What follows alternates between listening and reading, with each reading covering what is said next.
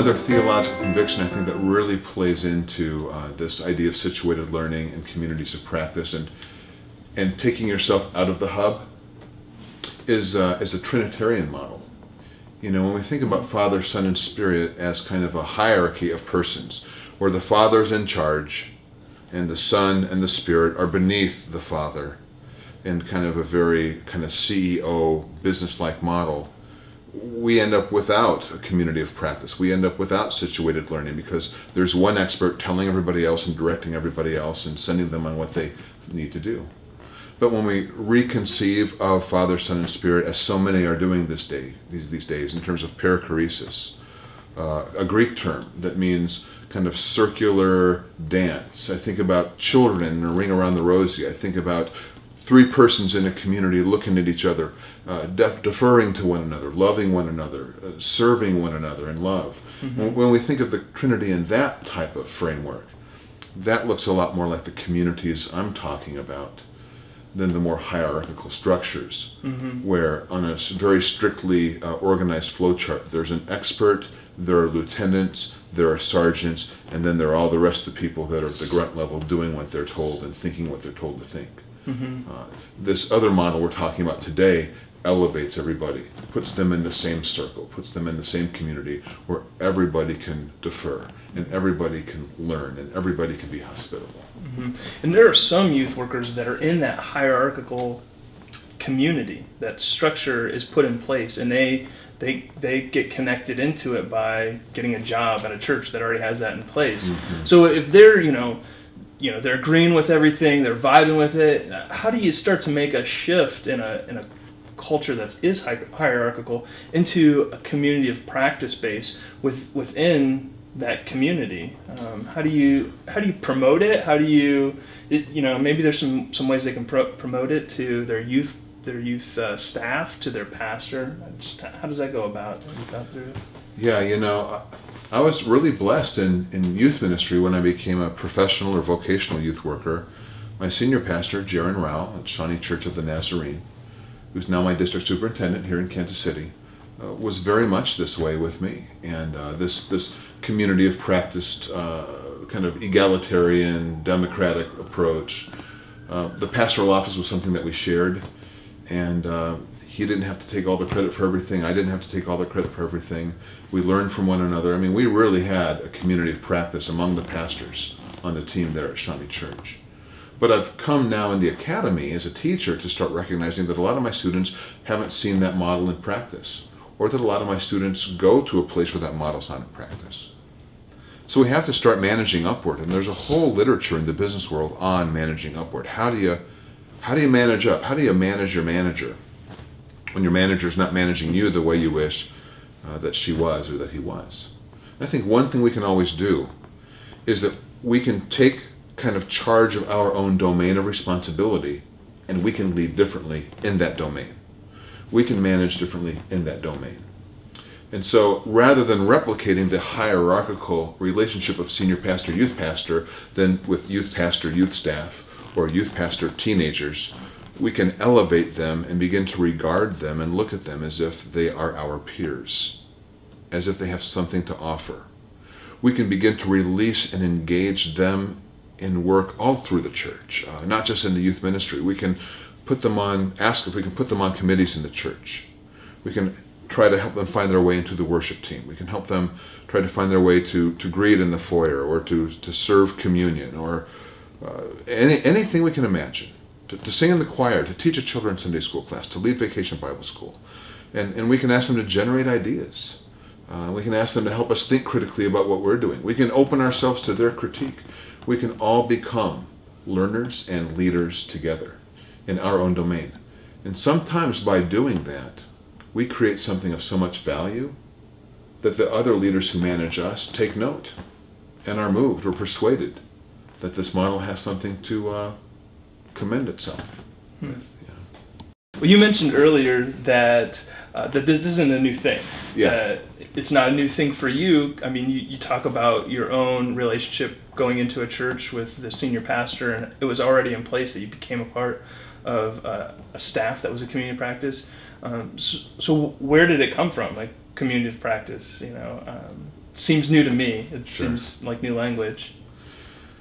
This whole very passive approach to education and rationalistic, intellectual, cognitive approach to education is about as old as the German university project here in our modern era of culture and philosophy. We haven't always had universities that told people to sit in straight rows and do what they're told and think what they're told to think and memorize all the facts so that one day they'd be privileged to go out and share the facts with everybody else the right way. That's a new thing for us in the last few hundred years. And it got worse, in my opinion, in the 20th century when the Industrial Revolution hijacked modern education and began to impose an industrial model on education, where now we saw students not only as widgets, we began to see them not only as passive receptacles of our expertise, Right. but widgets on an assembly line. Just one size of education fits all. You just do these things to people and then just spit them out at the end of the assembly line, packed up or packaged in a neat, tidy little bow, and send them out, to go do that to somebody else. This is called the schooling model that has hijacked modern education.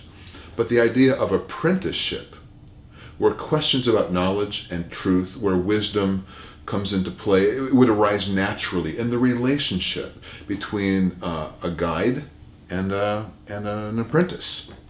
And through an interaction and practicing skills together, and both contributing something to the enterprise of making shoes, or baking a cake, or tanning leather, or whatever. In this apprenticeship model, a lot of the facts that needed to get learned got learned along the way, situated in real life, situated in service to the community, situated in practice together. That's older. That's an older model than the Industrial Revolution or the modern era. In fact, if you look back at what Jesus did not sit his disciples down in a classroom and treat them as passive receptacles so that he could deposit all the right information into their minds. Now listen, he didn't quit lecturing. Sometimes he lectured. He did preach. He did instruct. But he also put his disciples to work, especially when we read in the Gospels that he sent them out 2 by 2 way before he ever died and was resurrected and ascended into heaven, and they kind of had to go out in the absence of the boss, in the absence of the expert.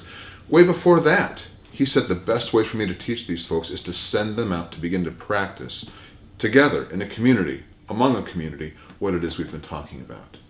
I think that Jesus' approach to education reflected situated learning and community models and practice-based models way more than it reflected just lecture and this more passive, industrialized model that we have. Your description of the industrialized model of education, it brought to my mind the Divided movie. Have you watched that? Okay.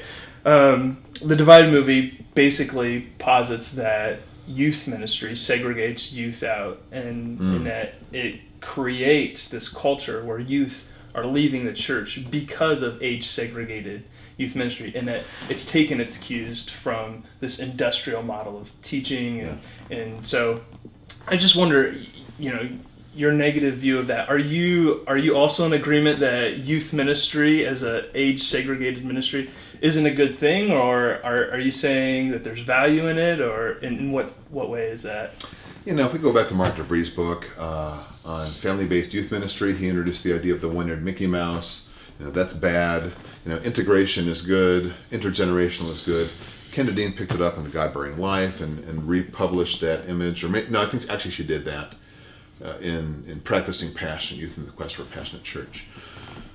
But I think that one-eared Mickey Mouse model where teenagers exist in their own corner of the church, and here's the big congregation, the big house, and never the two shall meet. I think that's a very bad way to raise youth. Youth need communities around them to show them a way. They don't just need one expert to entertain them and persuade them that this is the way they should go. We read the Shema in the Old Testament in Deuteronomy, and it's this idea that we should teach our children how to follow Yahweh in a community all day long by the way we interact together. We need more of that type of approach to youth ministry today than we have. If we're not careful, we're going to uncritically adopt our culture's, our mainstream culture's model of education and depersonalize young people and de-skill them and disempower them when in fact they're at their prime time in terms of passion and energy and enthusiasm. Their brains are firing in all directions. This is the time for them to step forward and take the reins of leadership and begin to practice and try leadership alongside the rest of us. But too often we tell them to wait their turn until they're ready. But what we do through that kind of 6 years of telling them to wait from 7th to 12th grade is we kind of teach them that the church really isn't for them. It's for the big people. And I think that's partly why they get disinterested. Without influence, without an invitation to contribute, just pacified or placated, trotted out once a Sunday on a youth ministry Sunday, rather than being integrated to the life of the church 52 weeks a year, I think we're reaping what we sow. Mm-hmm.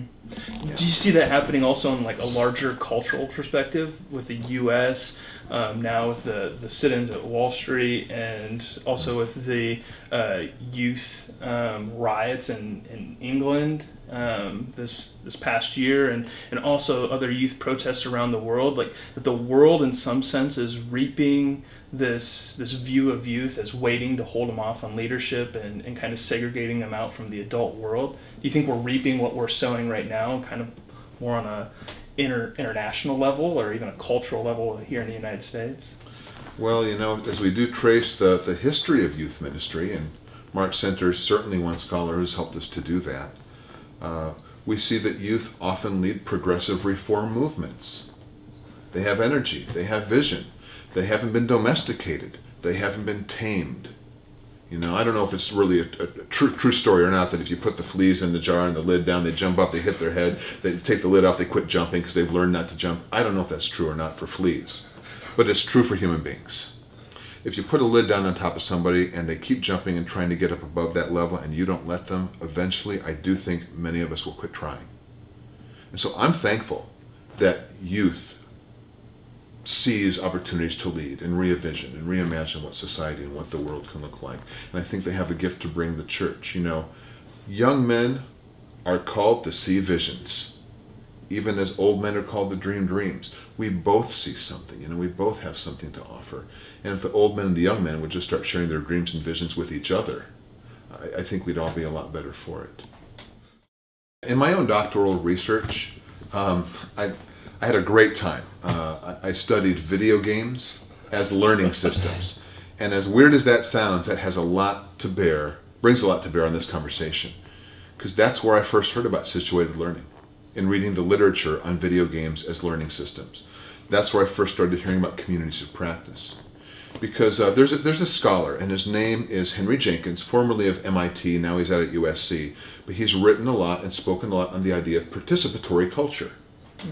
The idea that our young people are finding ways with their digital media to become politicians, to contribute to a good society, to find their voices, to create and send messages, and to apprentice one another and teach one another how to do this. Digital media has helped youth to find their voices and build a grassroots movement in situated learning and communities of practice.